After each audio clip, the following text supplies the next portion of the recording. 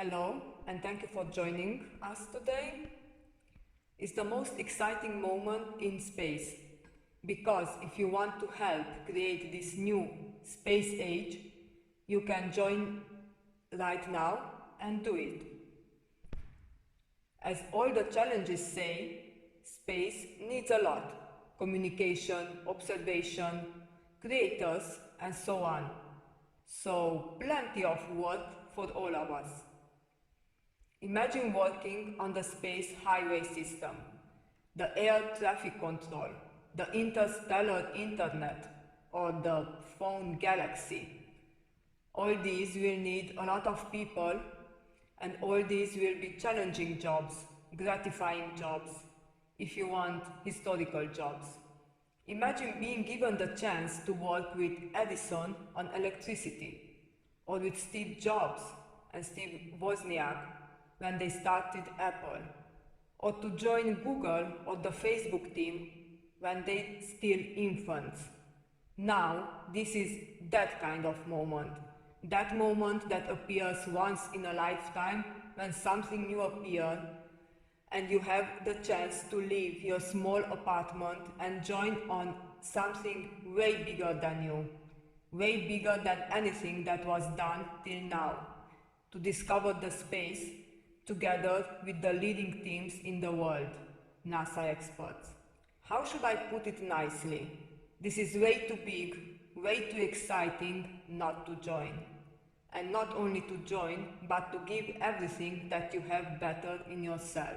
We are witnessing at the born of a new industry, if I may call it like this, space. And usually, if you look back in history, when something new came up, it was always in the hands of the so-called elites. Rich people had access, poor people not. Rich countries were able to use it, not poor countries. Men put their hands on the innovations, not women. Shortly, the majority and not minority. It is also true that till now, all these innovations were anchored in a moment when, for example, women did not even have the right to vote or access to proper education or to work.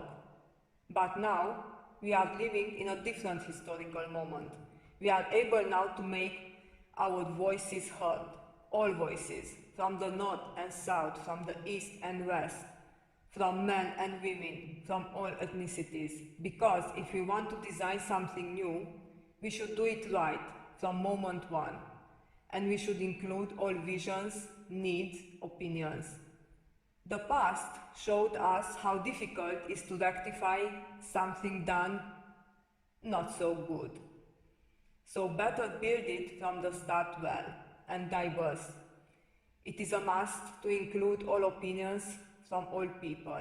Imagine that we imagine the new internet, the new highway, the new holograms, the new space. Newness should have inputs from all over the world.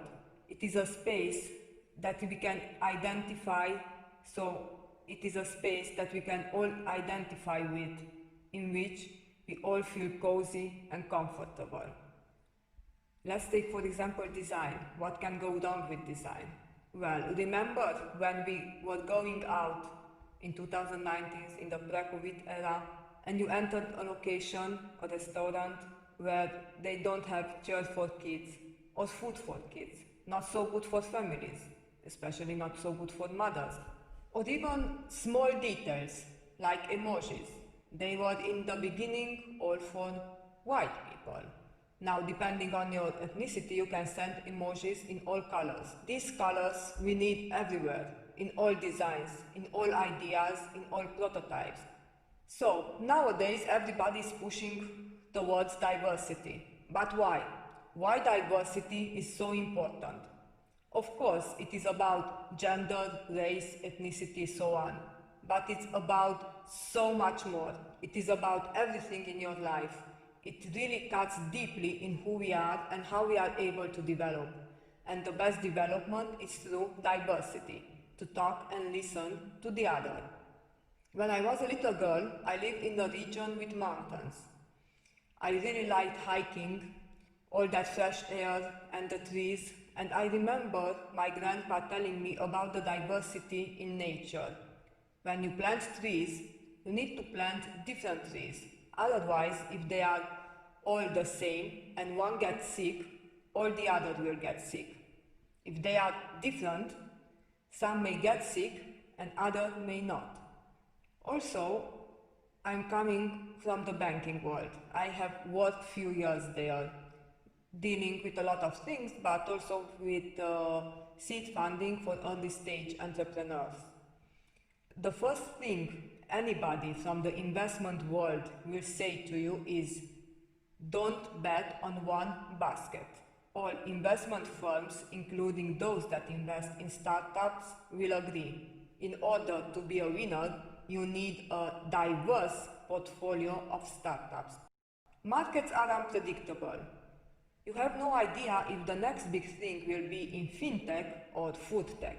In 2019, we were talking about when we will have self-driving cars.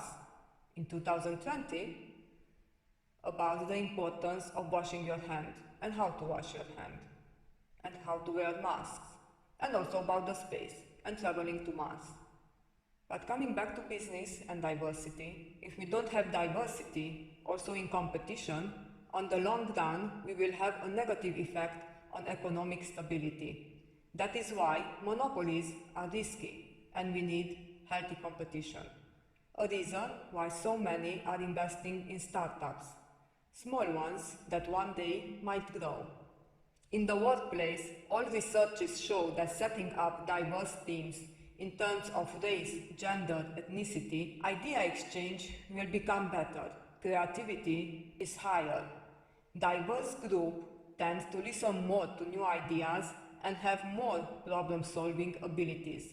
And broadly, diversity is about all our culture, meeting people from other cultures, getting to know other cultures, meeting people from other cultures, getting to know other cultures, how people think, react, work, live, and love may reflect on your own life, on your own culture, sometimes questioning it, other times simply accepting differences, other times trying to improve your life. How interaction between cultures influenced humanity? Let's take a look at the art world. Painters such as Matisse or Picasso visited African cultures and were influenced by them and incorporated in their works motifs and patterns from African countries, sometimes admitting it, other times not. It is well known that Picasso incorporated patterns from African culture, especially from masks. And this inspiration from African culture in turn changed the Western modern art and led to some art movements such as Cubism or Abstract Expressionism that we even enjoy today. And if we come down from the elite artwork to our daily life and look at food, nowadays our food is so creative because we mixed food from different cultures. We have pizza from the Italians, spices from Asia, green tea from the Chinese, Coca-Cola from the Americans, sugar from India, coffee from Africa, and tobacco from Native Americans. So diversity made us who we are today. Diversity makes us richer as people, as cultures, as society. It is present in our every single surface on our earthly life. It is present in nature, food, art, financial, business, work. It brings innovation and progress. So if we are talking about space, let's make our space diverse. Let's give inputs, let's give our visions as women, as men, as artists, as teachers, as engineers, as creators, as everything. Shortly, as we would say in the startup world, get our shit together and let's work. And now we will be joined by Lummi. You already know Lummi, all of you, so straight to the subject. Tell me, Lummi, how do you see the space? Well, let's see how people will imagine the space. I'm really looking forward to see what apps are coming. because I am from art. You mentioned in your discourse Picasso and Matisse and their inspiration from Africa. Do you think it was cultural exchange or simply theft or colonialism? We could have a long talk on this issue, but I will try the short answer. The fact is that, for example, Picasso did not even admit the African influence in his work. And it was not only art, it was also fashion. Yves Saint Laurent got some inspiration from Africa, although I think that he admitted this influence. Moreover, due to this African influence, a whole new generation of art movement started. Cubism, for example. The winners were Europeans, and the African muse was forgotten. Picasso got extremely rich, and not only him, but also the entire ecosystem around him, like his patrons, art galleries, art dealers, that sell him even today. However, nowadays there is a whole new generation of artists and creators, and we interviewed few of them, and we will continue to interview them. And we have a platform, Tech Vanguard, where we promote the new artists, creators, visionaries. So there you can read article about the first Nigerian 3D exhibition and interview with the Pavilion 45, a market place for African art and artists. You can read the interview with the Nigerian co-founder of Will Square.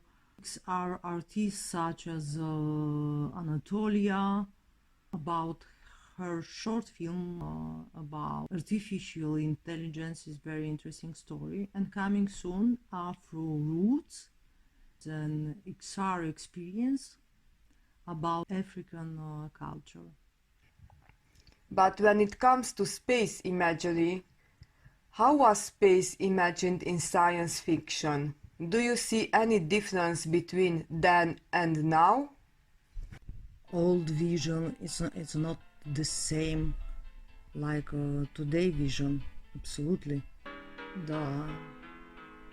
If I remember correctly, the first movie produced in 1910, first movie produced by Thomas Edison for his home kinetoscope. Actually is the first American science fiction movie. Well, if you look back at the first writing about the future and space, we see technology advancement, the machine as kind of the enemy, something big and scary that we do not understand, that humans not understand.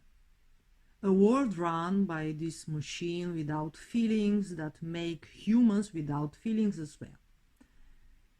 It is the world of science fiction writers, really. But contemporary creators have different vision about the future. Recently, we attended the New Image Festival in Paris. There we saw really a new generation of creators that see space, traveling in the space, and the relation with the machine very friendly, and technology just a kind of expression of us, not good or bad. And if we say that technology is not good or bad, is it kind of, we say, is close to human, right? How is technology, especially AI, reflecting or can reflect on diversity? Everybody is talking about AI, but the fact is that we as humans are creating this AI. The AI is learning from data and we are putting this data in the system, so to speak. So, if we are feeding the system with sexist or racist information, we will have a sexist and racist AI. It is already the case of an AI developed by Amazon who lately had to be pulled off from Amazon, and it was developed for hiring and screening candidates. Just like the Amazon culture, the AI preferred male candidates, not women. Why? Because they taught AI their way, and the usual way of selecting was not diverse. The problem, the pluses and minuses related to diversity is just so big that US company already have a chief diversity officer working alongside the CEOs to ensure that the organizational culture is diverse. So the issue of diversity, it's not only in the hand of people dealing with job profiles. Diversity become so important that yes, it is treated as a high priority at the executive level. And yes, AI must reflect diversity. And if we are gonna use AI in the space, that AI has to reflect also diversity. And coming back to what you said previously, technology is kind of extension of us. And maybe the space will be also kind of extension of us. In the next days, the applicants will participate in building the future of space, of our future habitat. And that depend on all of us, all of you, if this future will be better. Some times ago, one woman asked me about women in tech. This woman contacted me on WhatsApp. We started discussing our dreams, how we can change the world. Through this person, I got to know an entire country. The name of this country is Nigeria. This country has 60 years of independence. 16 is not so old. It's a young country. And we have a lot of things to discover together. So, dear friends from Nigeria, happy Independence Day, celebrate it, and don't forget, just together we can build a better space for our future.